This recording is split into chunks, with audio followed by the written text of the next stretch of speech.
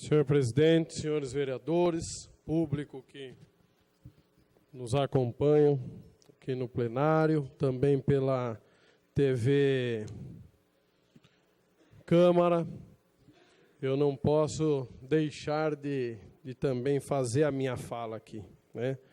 Gostaria até de ter ouvido mais a fala do vereador Gustavo, exatamente para que a gente pudesse fazer um debate aqui de alto nível com base nas nossas convicções, né? Eu sou de um partido, PCdoB, Partido Comunista do Brasil, que em todos os momentos da história recente do nosso país, em que se teve uma quebra da ordem institucional, foi um partido perseguido, massacrado, e na história do Brasil recente, foi um partido que sempre lutou pela democracia. E minha fala vai exatamente nesse sentido, né? A nossa tarefa, embora não somos nós, vereadores, que vamos decidir se vai ter ou não o impeachment, mas já que nos foi apresentada essa moção, que considero até inoportuna, né? Uma vez que o presidente da Câmara dos Deputados, Eduardo Cunha, ele rechaçou a OAB antes dela apresentar esse pedido, e quando ela apresentou, ele rechaçou mais uma vez, que enterrou esse pedido dela e tirou sarro, inclusive, da cara da OAB.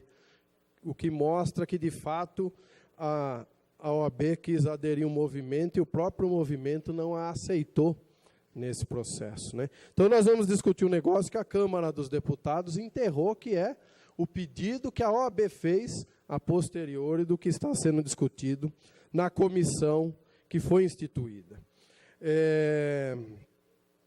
E, nesse sentido, quero até agradecer a presença de amigos da ADJC, Advogados pela Democracia, Justiça e Cidadania, nas pessoas do Tiago Souza, do Anderson e do coordenador estadual Marcos Seixas, que fez questão de vir de São Paulo acompanhar a votação dessa moção, que a subseção aqui da OAB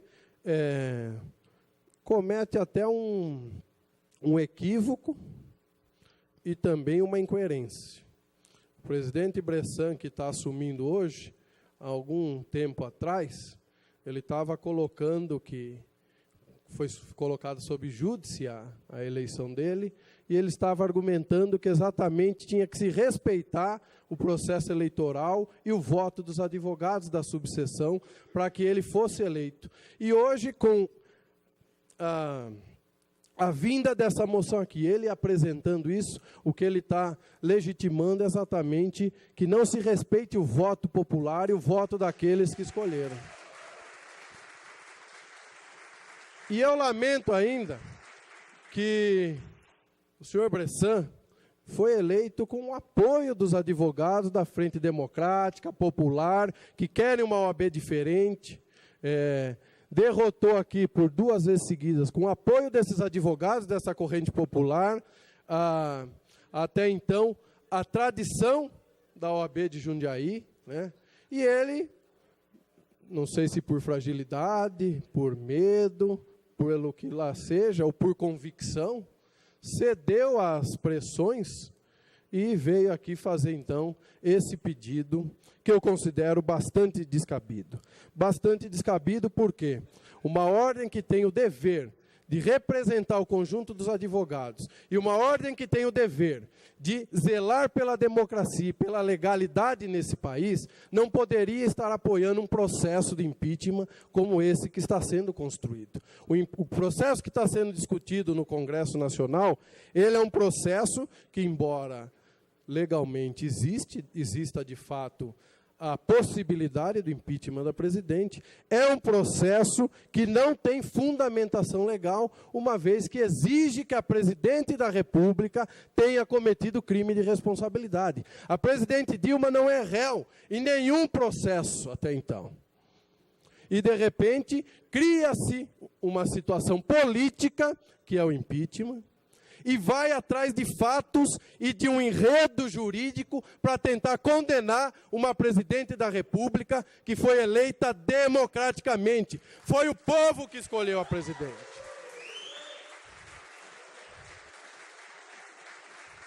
O fato do governo ser bem avaliado ou mal avaliado, do povo estar gostando ou não, isso é um resultado do processo democrático. Um governo ele pode errar ou acertar. Ele pode ser satisfatório ou insatisfatório. Mas não é isso que vai tirar um presidente da República. Não é como trocar uma camiseta. Você vai lá e troca se não está gostando. Nós temos que respeitar as regras do processo democrático nesse país. E para nós entrarmos na questão de corrupção, gente, é importante que a Lava Jato vá às últimas consequências. As últimas consequências. No listão da Odebrecht, tem 24 partidos ali. 300 políticos do alto escalão da República estão na lista da Odebrecht. E nós aqui nessa Câmara não podemos ser hipócritas. Porque a política, ao longo da história, se financiou dessa maneira. E nós não vamos resolver o problema do país cortando a cabeça da presidente. Até porque ela não foi denunciada, ela não está no listão da Odebrecht. Ela não está no novo escândalo que saiu dos offshore fora do país. E esses caras, o que eles vão fazer depois? Eles querem cortar a cabeça da presidente da República para poder se livrar, para enterrar a Lava Jato. Ninguém quer investigar. Nós precisamos ter clareza do que é de fato mudar esse país. Mudar esse país é punir a todos, então. E punir quem já está provado, quem já tem conta na Suíça, quem já desviou isso e aquilo, quem está em todo que é canto sujo. Nós não podemos fazer um país e uma república a gosto desse ou daquele, e à vontade desse ou daquele, surfando numa onda de mídia, numa onda de burguesia, numa onda daqueles que por 4 eleições seguidas não conseguiram derrotar um projeto que agradou a população desse país, agradou o conjunto do povo brasileiro. Não é dessa forma que se muda. Quer ganhar, ganha na eleição. Porque o senhor Michel Temer assinou parte das ditas pedaladas e vai ficar na história. Porque a história, talvez agora a gente não consegue perceber, porque nós estamos vivendo ela. Mas a história daqui 5, 10, 15 anos, ela apresenta de fato o que aconteceu. E o senhor Michel Temer vai ficar como o grande golpista dessa nação. E isso não pode acontecer. Ele que, inclusive, assinou a tal das pedaladas, parte delas.